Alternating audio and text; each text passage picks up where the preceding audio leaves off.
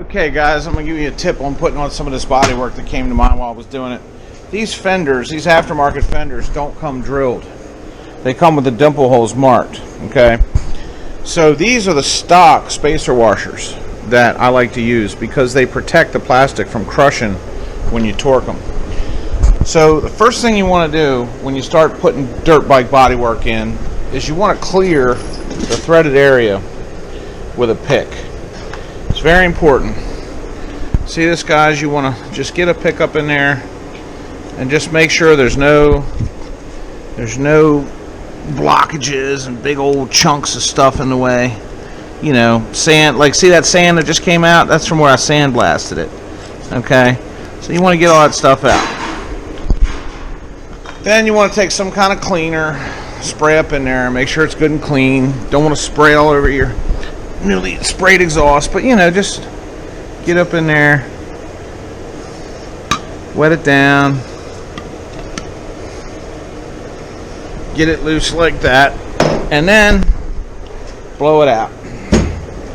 And why are you going through the painstaking trouble of doing all that? Well, nothing looks worse than a dirt bike with ratty, dilapidated, flopping around plastic. It just looks bad.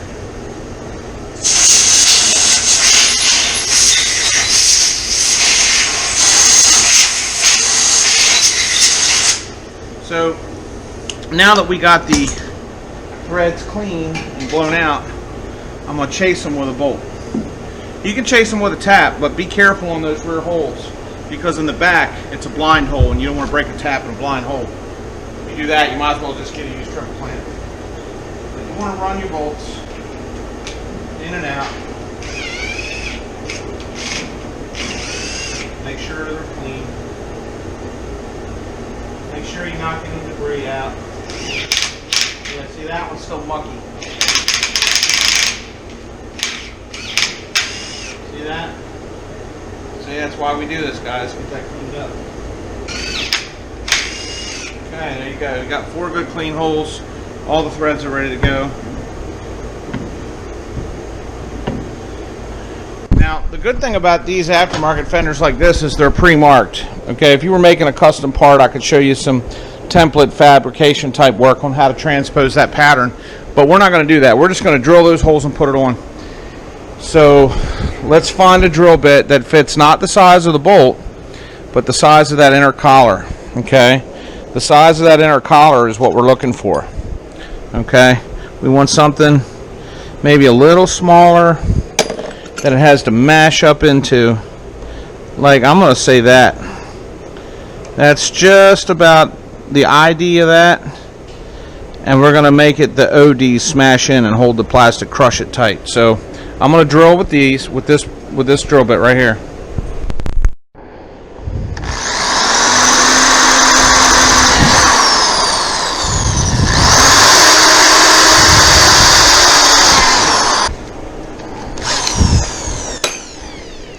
You can take something if you want to be fancy, countersink that, or scrape it.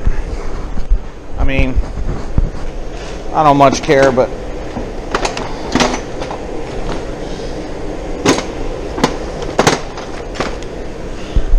it would probably look a little raunchy if a strand of that plastic was flapping around.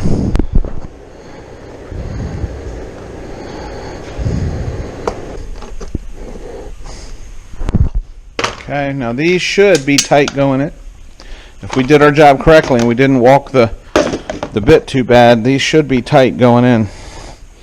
They should be, you know. In fact, what we're going to probably do is go ahead and make a conical drill and go ahead and start that hole to get these started and crushed up into place. So I'm going to go ahead and put some Loctite on all these and get it set on the bike, and then we'll start jamming them up.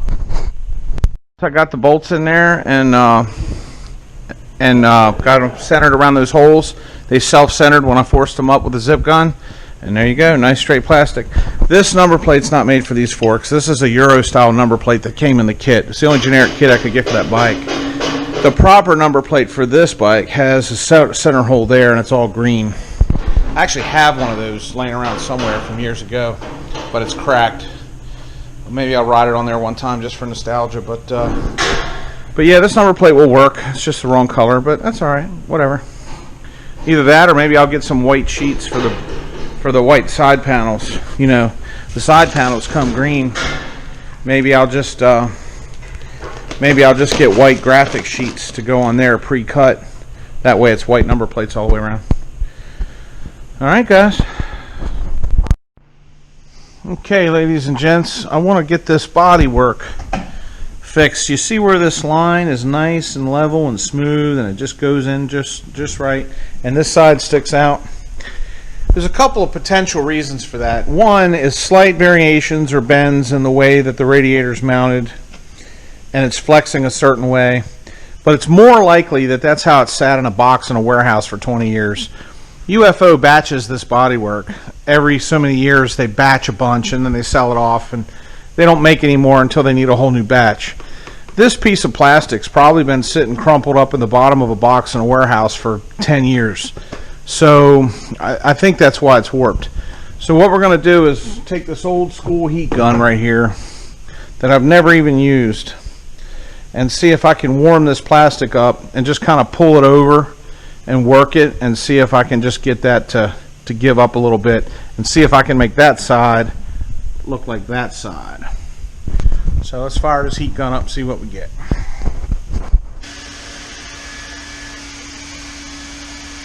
Getting pretty warm. It's starting to feel like it sat out in the sunlight for a day.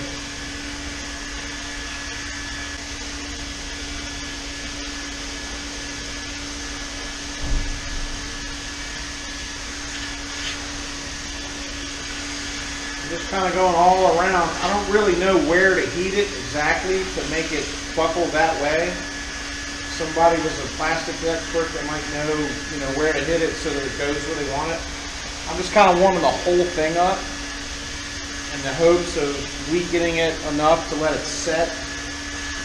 And then what we could do is we could remove this whole part and bow that flat surface over something curved, and then put it on, and then when you tighten that bolt, it would really push it in.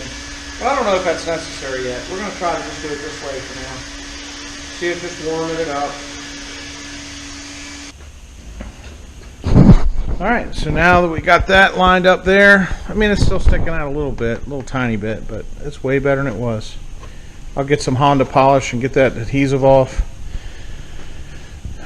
and we'll get to work.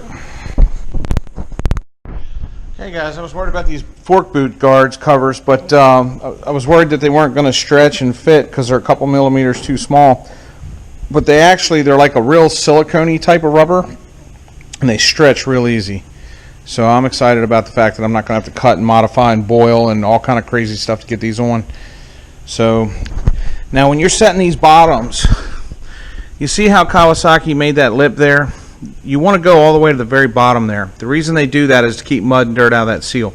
If you seal the bottom of that boot right there on top of that seal, then those vent holes right there will collect mud and jam it on and in the seal and just sandpaper up your tubes. If you clamp it all the way down here, then it gives it relief. Then when mud and water and gook and debris get up in there, it stays 2 inches below that seal, and it can make its way back out the vent holes.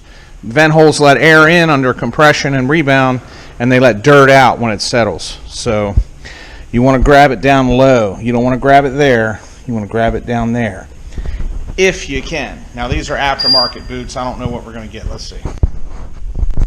As I think we got it figured out. We got the clamps at the very, very bottom edge of that blue, just barely on that lip. Just holding it down there to where it's clamping it down on that recessed surface, and that's important. That'll keep the mud out and let the air in. Listen to the air exchange in those holes. You got to have them.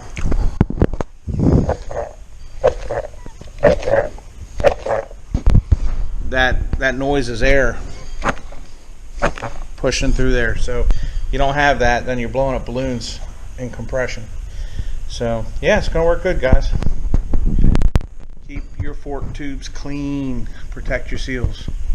Guys, I am not one to give advice on bodywork, on cosmetic issues, painting issues, stickers, decal application. I'm just not one to give advice on that. But I do know you want to alcohol, a clean rag, and get the surface oil off the brand new plastic that you're going to apply it to. Even brand new bodywork has a coating of oil on it to make it shiny and all of that. So you want to get all that area rubbed clear. And then it's it's kind of an art instead of, an art instead of a science, but you know, basically you want to start in the center and hold the edges up and work your way out to avoid bubbles. I'm just going to film me doing it and not give you a lot of advice, because there's plenty of videos on YouTube that quite frankly are better suited to this kind of instruction. I'm just going to let you see me do it and hope it turns out all right.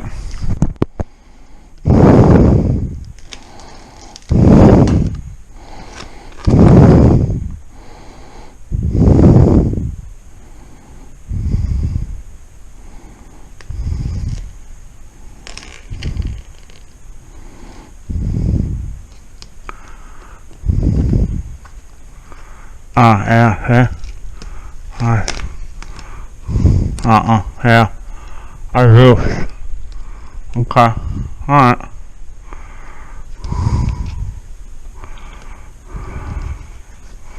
Yeah, I got that too far back. I really did. But rather than pull that off and redo it and ruin it, because it probably would ruin it to try to redo it, I'm just going to get an X-Acto knife and trim that off. Or maybe just push it in there.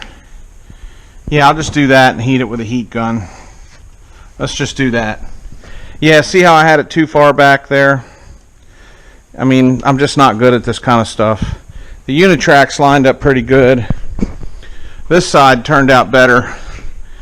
I got a more, level edge there. That side turned out much, much better.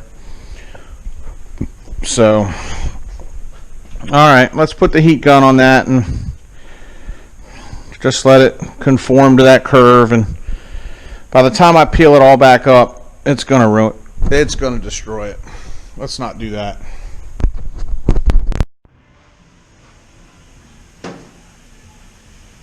Thanks for coming to this Cycle for Life video, guys. We greatly do appreciate it.